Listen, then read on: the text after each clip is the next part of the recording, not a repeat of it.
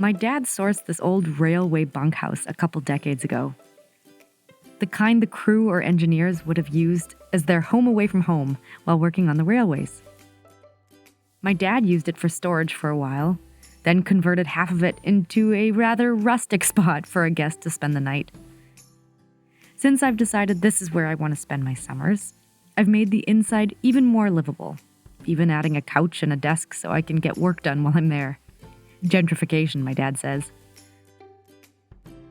And my dad made the mistake of telling me a few years ago that when he initially moved the bunkhouse onto the property, he had a pipe dream of one day building a deck the entire length of it.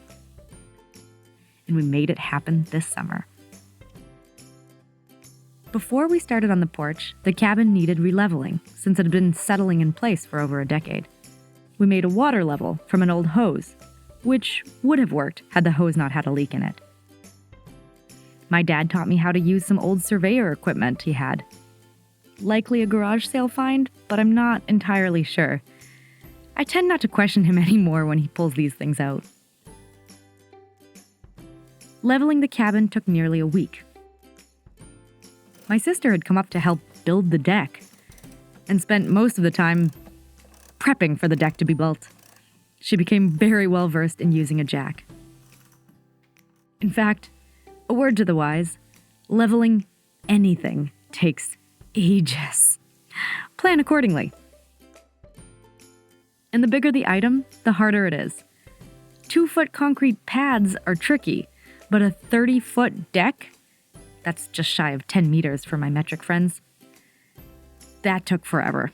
In fact, we thought we had it level at one point, only to realize that though the front was level and the back was level, the front and the back were certainly not level with each other, and a ball placed on the floor in the inside of the cabin immediately rolled to the back of the cabin. Oh, and the front door no longer closed properly.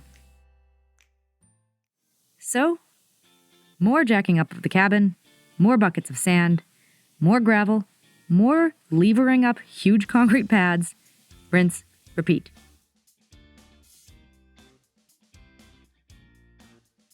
I've been calling it a deck for years, but it turns out that porch is probably the more accurate term.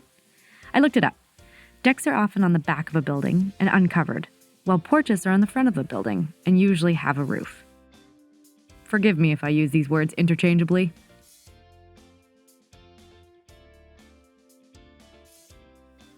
The design was my dad's brainwork. We used new lumber for the rafters, the floor joists, and the ledger boards. Other than that, we used salvaged materials, right down to the screws and nails my dad had been collecting from garage sales over the years. You know how some people love having the right tool for the job? Well, I won't deny that's nice, but have you ever gotten to experience the feeling of not having the right tool or material for the job, and then using materials you already have to makeshift something that serves your purpose exactly? That's a pretty fantastic feeling. Or better yet, putting something to use that my dad picked up at a garage sale 20 years ago, thinking to himself, that'll be useful one day. My dad's got the mind of a scientist, so sometimes we experimented trying 5 or 6 different ways to do something before settling on the best way. Even though we probably could have had it done sooner, using a suboptimal way.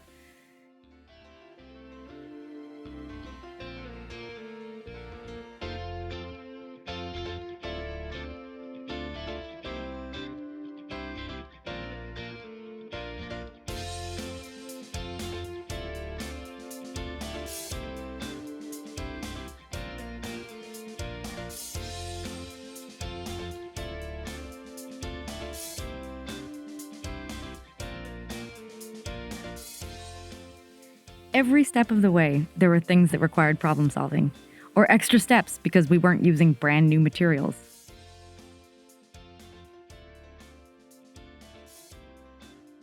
The joist hangers protruded because they weren't the right size, so we used an angle grinder and a sawzall to cut them down to size.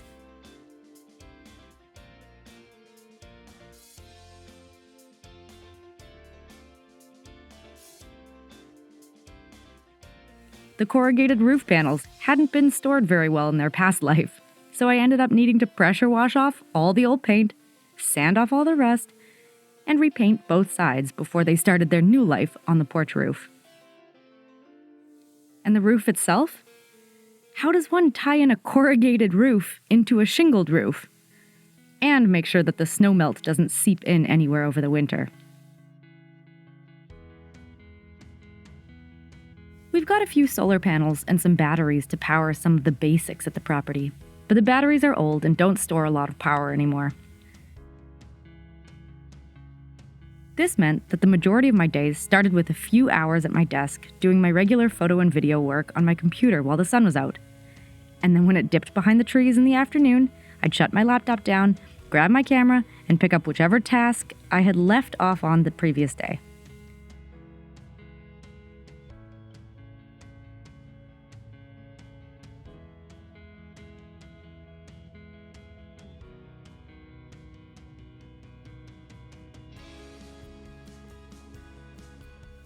The hours just disappeared, and I'd see the sun setting while working on the roof.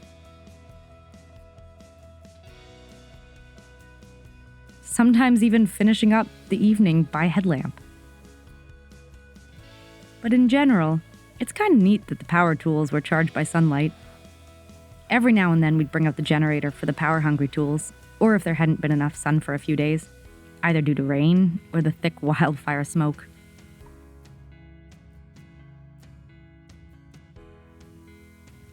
On the photography and videography side of things, it was a fun challenge to keep trying new angles and filming techniques. I was shooting the exact same location for 3 months, so I didn't want it to be boring. I so appreciated when loved ones came to help out with the building, not only because many hands make light work, but also because it provided some variety in the shots. Videography is still relatively new to me.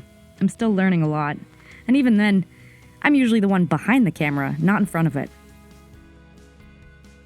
And wow, color matching the clips to each other was so hard, especially with the smoke from the wildfires in the air. It gave the clips such an unrealistic color, it was hard to get them looking normal again.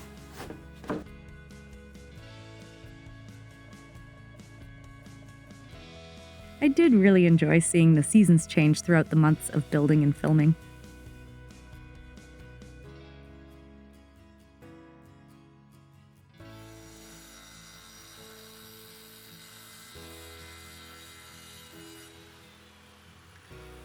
Physically, after 3 months of building, I feel very construction fit.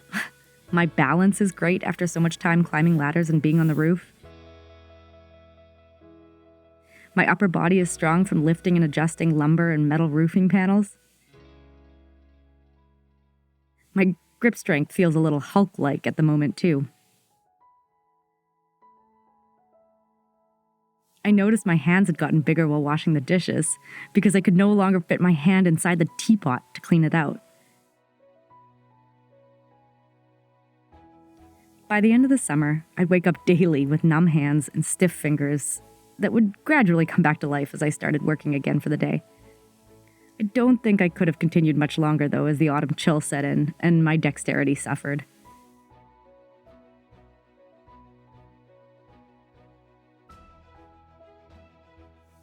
I've been back in the city for 2 weeks now. It feels strange not to go outside and work on a project every day. The power tool calluses on my thumbs are starting to soften, and the last of my bruises are disappearing.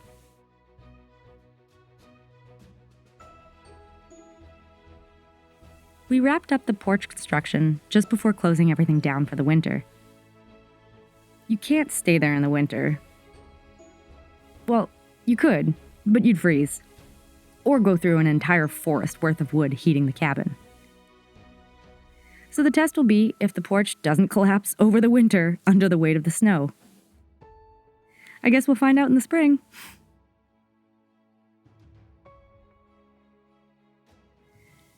Then, hopefully it'll last for a good 30 years or more. I'd like it if there were no leaks, too. But I suppose that's not the end of the world. I kind of feel like I can fix or build anything now. It's a nice feeling.